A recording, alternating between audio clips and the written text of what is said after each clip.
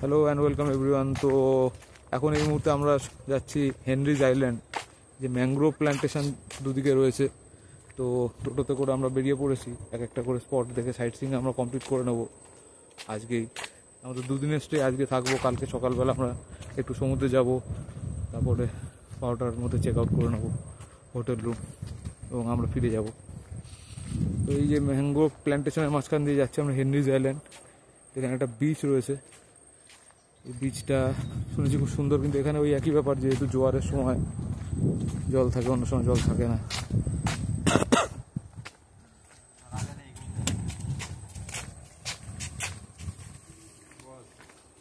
নিচু আছে,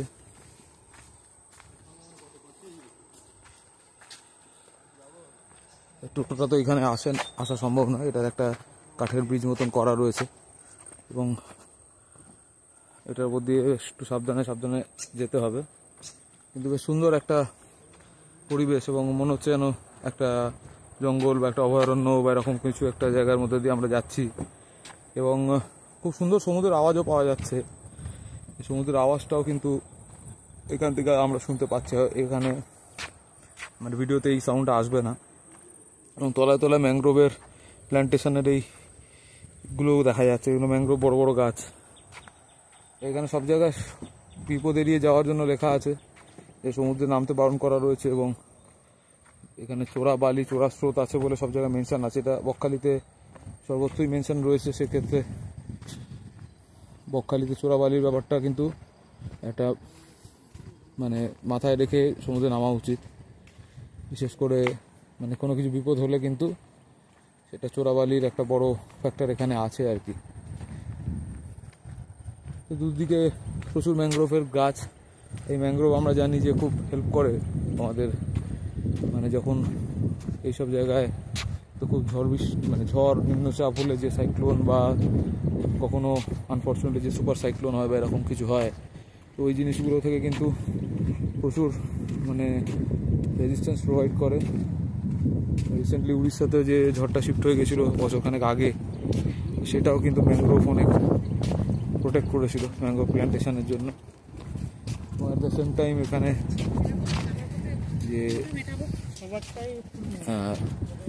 মানে সমুদ্রের পাড় সেটা যে ধসে যাওয়ার ব্যাপার হয়, তো সেটাকেও কিন্তু টোটাল আমাদের ওয়েস্ট বেঙ্গলে যত বে এরিয়াজ আছে সেগুলোকে প্রোটেক্ট করে এই ম্যানগ্রোভ প্ল্যান্টেশন। এদের এই রুটসগুলো এতটাই স্ট্রং থাকে, সেই রুটগুলো আমাদের এই জায়গাগুলোকে খুব সুন্দরভাবে প্রোটেক্ট করে রাখে এবং এমব্যাঙ্কমেন্ট যেগুলো রয়েছে সেগুলো অ্যাজ ইট ইজ মানে ডিস্ট্রয় হয় না। নাহলে তো বড় কনসার্ন মানে ডিভাস্টেশন হয়ে যেত আর কি, যে সমুদ্রে গিয়ে আসতো এবং সমুদ্রের পাড় ভেঙে ভেঙে ক্রমশ মানে মাটি পিছিয়ে পিছিয়ে গিয়ে আমাদের তো মানে বছর বছর ধরে মানে পশ্চিমবঙ্গ তাহলে জায়গায় অর্ধেক মানে ডিস্ট্রয় হয়ে যেত আর কি। তো সেরকম কিছু হয় না, তার জন্য ম্যানগ্রোভের একটা বিশাল বড় কন্ট্রিবিউশন আছে। এবং আজকে রোদটাও কম আছে, সেই জায়গা থেকে মানে রোদ আছে, গরম কিন্তু সেরকম নেই। এবং কিন্তু এখানে আমি যা দেখতে পাচ্ছি সেখানে বেশ সুন্দর মানে জাহাজ চলছে এখান থেকে। ভিডিওতে হয়তো এবার আমি জুম করলে দেখতে পাওয়া যাবে, আমি সামনে গিয়ে দেখাবো। এখানে কিন্তু সমুদ্রে যথেষ্ট জল আছে বলেই মনে হচ্ছে, এবং সমুদ্রের পাড়েও জল রয়েছে। এবং আমি আর সিনজিন দুজনে আমরা আছি, পেছনে আসছে হেঁটে হেঁটে। তো আমরা সামনাসামনি যাচ্ছি এবং এখানে তো মনে হচ্ছে সমুদ্রে যথেষ্ট জল আছে।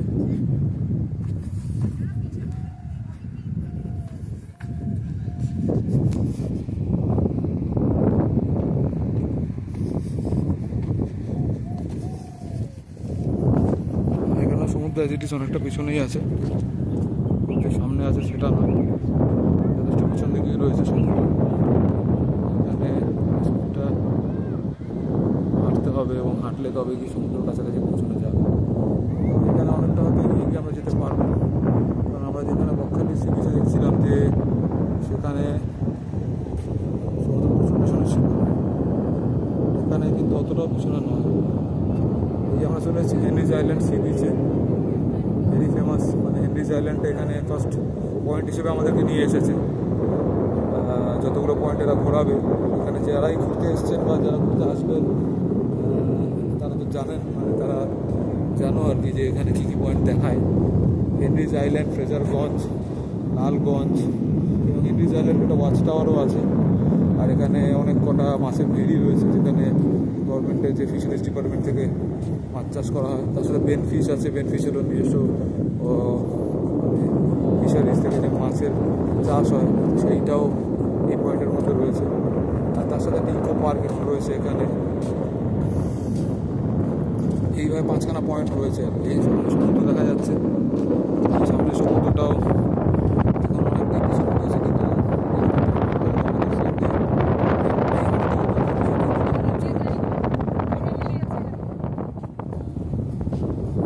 এখানে বিচটা কিন্তু খুবই সুন্দর। এই বিচের জন্য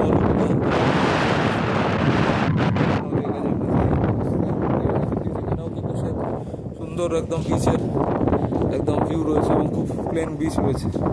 এই বিচে সন্ধ্যেবেলাতেও এখন আমরা এখন বকখালিতে দেখছি যে বিচটাতে প্রচুর স্টলস আছে, যেরকম দীঘা টিঘাতে থাকে। সেই জায়গাতে সন্ধ্যেবেলাও বিচে লোকেরা টাইম স্পেন্ড করে এবং খুব সুন্দর হাওয়া। এই বিচে এখন এই গরম তো যথেষ্টই পড়েছে, বেশ কিছুদিন টেম্পারেচার হয়তো 40-এর কাছাকাছি টাচ করছে। সকলকে রীতিমতো এসি চালাতে হচ্ছে, কিন্তু তার মধ্যেও আজকে লাকিলি ওয়েদারটা একটু ভালো আছে। অল ওভার কলকাতাতেও আছে, এখানেও তাই। আমি কালকেই দেখছিলাম যে ওয়েদার ফোরকাস্টে 32 ডিগ্রি দেখাচ্ছিল হাই, এবং লো হয়তো 26 ডিগ্রি এরকম ছিল। তো সেরকম আমরা বাসে করে এসেছি, সেরকম কোনো প্রবলেম হয়নি, সেরকম গরমে কোনো মানে ডিহাইড্রেশন বা এক্সস্টেড ফিল হয়নি। অ্যান্ড অ্যাপার্ট ফ্রম দ্যাট এখানে এখন এই মুহূর্তে দুপুর এই 4টেও বাজেনি, এখন 4:10। এই টাইমে তো একটা সিভিয়ার হিট থাকে, তখন এখন সান মানে সেট হওয়ার মতন একটা টাইমিং হয়ে যাচ্ছে। হয়তো 1.5 আওয়ার্সের পরে আস্তে আস্তে সানসেটের মতন হয়ে যাবে, এবং অ্যাট দ্য সেম টাইম সেরকম এখন কোনো গরম রোদের তাপও নেই, একটা সুন্দর হাওয়া চলছে। এখানে হোপফুলি খুব একটা আমাদের আমরা এই ছোটো ছোটো যে জল জমে রয়েছে এই জায়গাগুলোকে ক্রস করে এগিয়ে গিয়ে হেঁটে হেঁটে আমরা সমুদ্রের দিকে চলে যেতে পারবো। সমুদ্রের দিকে চলে যেতে যেতে আস্তে আস্তে আমরা তো কোনো দরকার পড়বে না। এখানে কিছু জল জমে রয়েছে, যেটা সমুদ্রের জল। আগে যে জলটা ছিল সেই জলটা এখন ওখানে জমে রয়েছে এবং সমুদ্র এগিয়ে এসেছিলো আর কি। এখানে খুব র্যান্ডাম সমুদ্র এগিয়ে আসে না, সেক্ষেত্রে সেরকম কোনো মানে ভয়ের ব্যাপার হয় না যে সমুদ্র এগিয়ে এসছে এবং লোকজন মাঝখানে আটকে গেছে। এবং যখন জল বাড়ে সবাই বুঝতে পারে এবং ক্রমশ মানুষ পিছিয়ে পার হতে চলে আসে।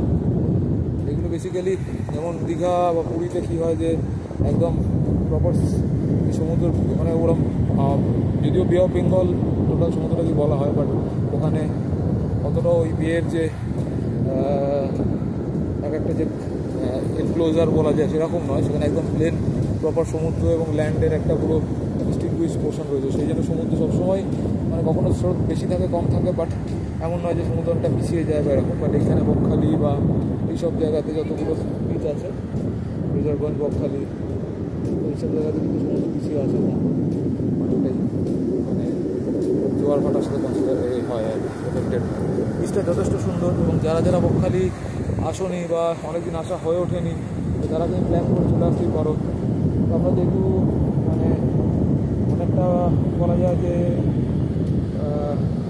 কাছেই থাকি, মানে হয়তো কাছে বলাটা ঠিক না, যেহেতু আমরা কৈলানে থাকি এই মুহূর্তে, সেই জায়গা থেকে আমাদের ক্ষেত্রে আসতে কিছুটা টাইম তো সেভ হয়। আর কলকাতা যে কোনো জায়গা থেকে আসাটা is not a deal, easily চলে আসা যায়। জুতো খোলা দরকার নেই, ভিজে যাবে আর পা ভিজে যাবে। এখন আমরা এখানে জুতো খুলেও পায়ে জল লাগাতে পারি, সেই অপশানটাও রয়েছে। তো দেখা যাক কিছুটা জলে আমরা করি নামি। এই যে এখানে এই মুহূর্তে আমরা